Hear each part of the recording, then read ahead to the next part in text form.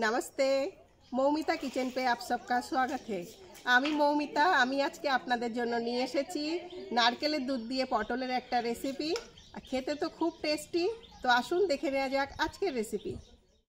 আমি বানাচ্ছি নারকেলের দুধ দিয়ে পটল। তার জন্য আমি পটলগুলোকে ধুয়ে নিয়েছি আর মশলা নিয়েছি আমি জিরা, আদা, লঙ্কা, এটা মিক্সিতে পিষে নেব।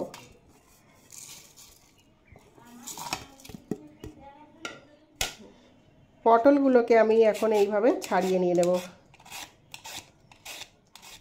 পটলটা আমাদের ছাড়ানো হয়ে গেছে। আমি এখন পটলটাকে এইভাবে কেটে দিয়ে এইভাবে মাঝখান থেকে একটু চিরা লাগিয়ে দেব। আমি একটা নারকেলকে মিক্সিতে দিয়ে পিষে নিয়েছি।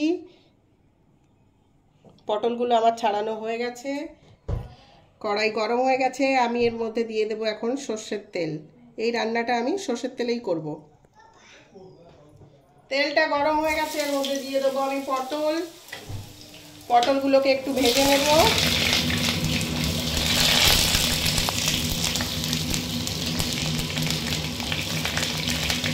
এর মধ্যে আমি দিয়ে দেবো একটুখানি লবণ আর একটু হলুদ।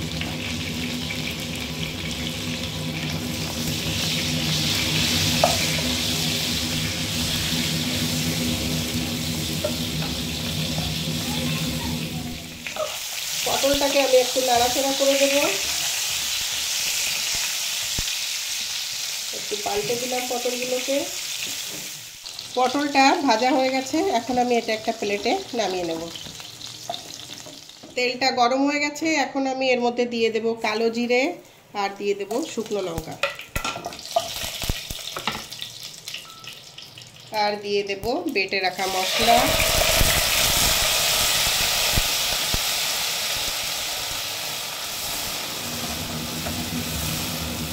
এই রান্নাটায় মশলা কমই লাগে, নিরামিষ রান্না তো।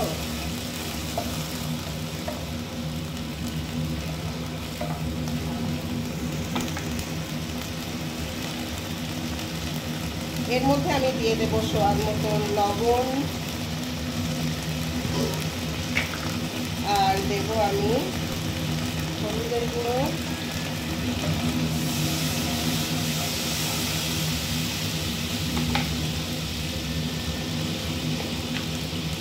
এর মধ্যে দিয়ে দেব আমি একটুখানি চিনি।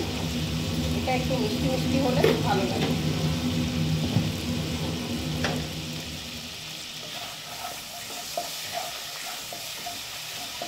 মশলাটা ভাজা হয়ে গেছে, মশলার থেকে তেল ছেড়ে দিয়েছে। এখন আমি এর মধ্যে পটলগুলোকে দিয়ে দেব।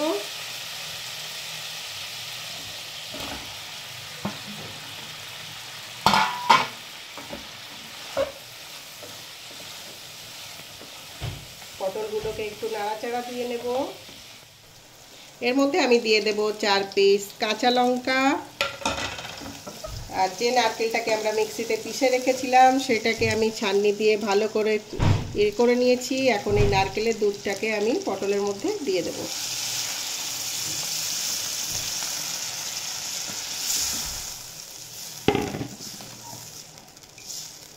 এতে আর এক্সট্রা কিছু দেওয়ার দরকার নেই।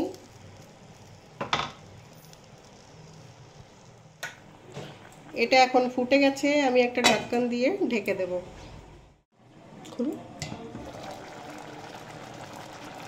ঢাকনটা খুলে আমি একটু নাড়াচাড়া দিয়ে দেব, আবার একটুখানি ঢেকে দেব।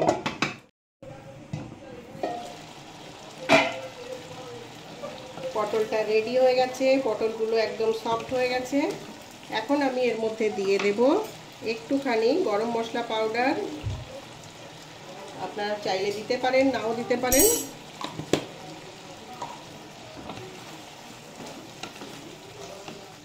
রেডি হয়ে গেছে। এখন আমি গ্যাসটা বন্ধ করে দেব।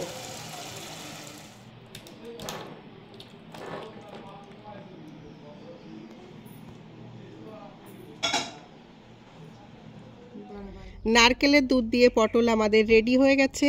খেতে খুব টেস্টি। আপনারা অবশ্যই ট্রাই করে দেখবেন। পটল দিয়ে নারকেলের দুধ রেডি হয়ে গেছে। খেতে খুব টেস্টি, আপনারা অবশ্যই খেয়ে দেখবেন কেমন লেগেছে আমাকে জানাতে ভুলবেন না। আমার রেসিপি যদি ভালো লেগে থাকে লাইক শেয়ার সাবস্ক্রাইব অবশ্যই করবেন। Thank you.